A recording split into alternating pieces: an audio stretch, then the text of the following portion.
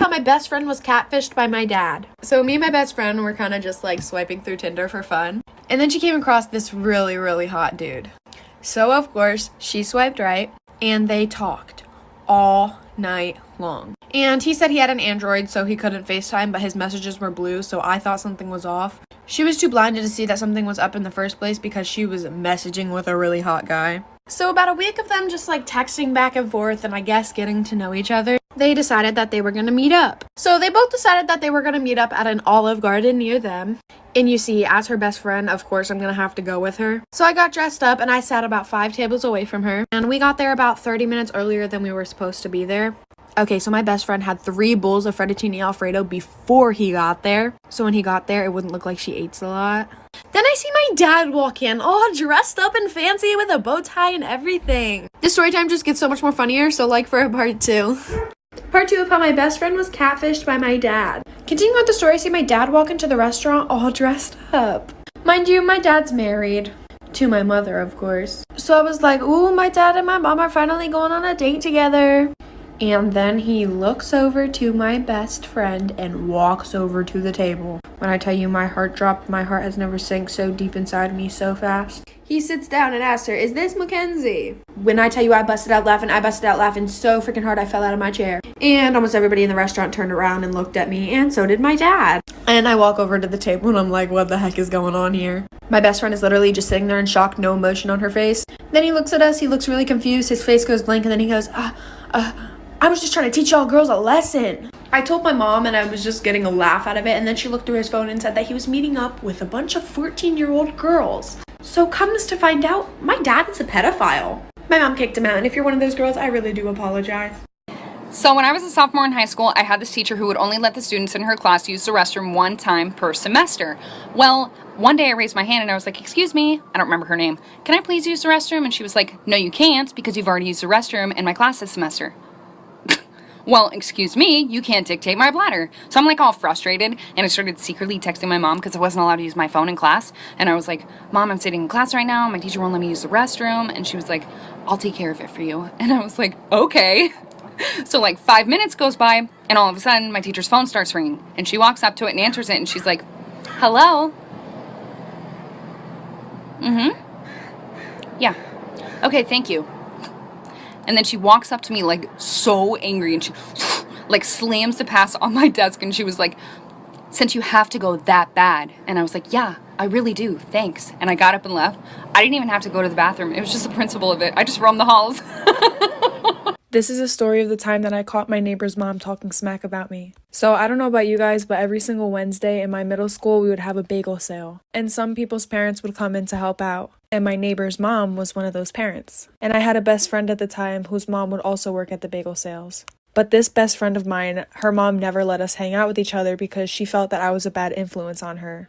When in reality, it was the complete opposite. She was the one that snuck the boys in her house, if you guys remember that story time, where they peed in a flower pot. So basically her mom wouldn't let us hang out. And sometimes my friend would go with her mom in the morning, basically as a ride to school, and to help out with the bagels too. And one day when she went in with her mom, my neighbor's mom also was there too. So my friend starts eavesdropping into their conversation, and my friend's mom brings me up and says how much of a bad kid I am and a bad influence. And my neighbor's mom was like, oh wow, that's my neighbor, like we always suspected something bad about her, our whole entire neighborhood knows this about her, basically making stuff up about me. So then I go home crying, tell my mom. Part 2 of catching my neighbor's mom talking smack about me. So my best friend tells me all these things that my neighbor was saying about me, obviously. And I got really upset, so I went home and I just started to cry. Because for some reason I felt like when I was younger, every one of my friends' parents hated me.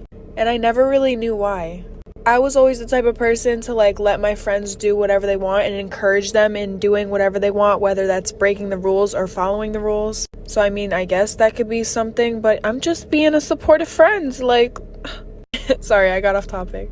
So when I told my mom, she was like, okay, come with me, I'm gonna knock on her door. And I was like, heck no, I do not feel like dealing with this. Mom, you deal with it. So she calls her up on the phone, puts her on speakerphone, confronts her about the situation, and this lady starts going on about how she loves me like I'm her own child, saying that I was never a bad influence on her daughter, and that she actually wanted me to hang out with her daughter more. Like, that's not what she was saying at bagel sale.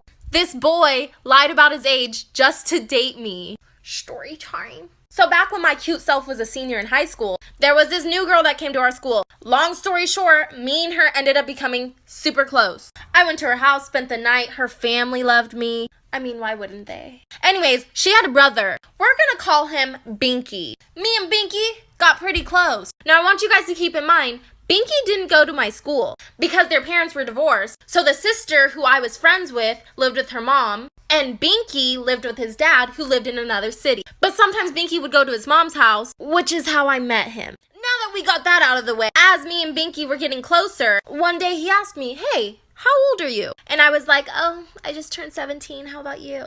He told me, "Oh, I'm 17 too, but my 18th birthday is coming up." After a while, me and him eventually started dating. Then one day, I ran into his cousin who happened to go to my school. The rest of this story is crazy.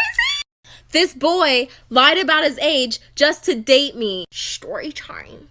So I ran into his cousin who just so happened to go to the same school as me. What a small world. Anyways, we start having a conversation and she asked me, "Oh my God, are you dating Binky?" And I was like, "Oh, how do you know that?" Because at the time, I didn't know that she was his cousin.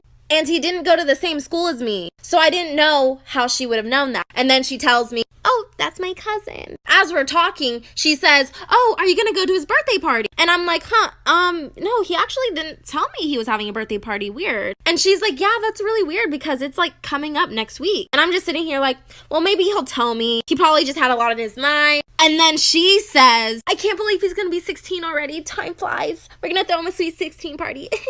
After she says that, I just look at her like, you mean 18, right? Like, you said 16. I think you meant 18. Sorry, there has to be a part 3. This boy lied about his age just to date me. Story time. Part 3. So his cousin starts talking about I can't believe he's going to be 16. And I look at her thinking I'm tripping. Like, you said 18, right? Like, you didn't mean 16, you meant 18. And then she's like, "No, I meant 16. So that's when I found out he's actually 16 or about to be 16. So I was 17 dating a 15-year-old. And I know a lot of you were like, "Oh my God, it's not really that much of an age gap." Listen, the fact that he lied about it is bad enough for me. Secondly, I would have been 18 and he still would have been 16, turning 17. But that's a little weird for me and I didn't want to catch a case. That's why I wasn't looking for a younger boy. After I find out this new information, of course I tell my best friends. And they start hyping me up, "Break up with him," which is what I did. I sent him this huge paragraph. I kind of went off. Of course, he replied to my paragraph saying, "I'm sorry, I don't want to lose you, blah, blah, blah." I basically told him, "Sorry, I don't want to be with liar."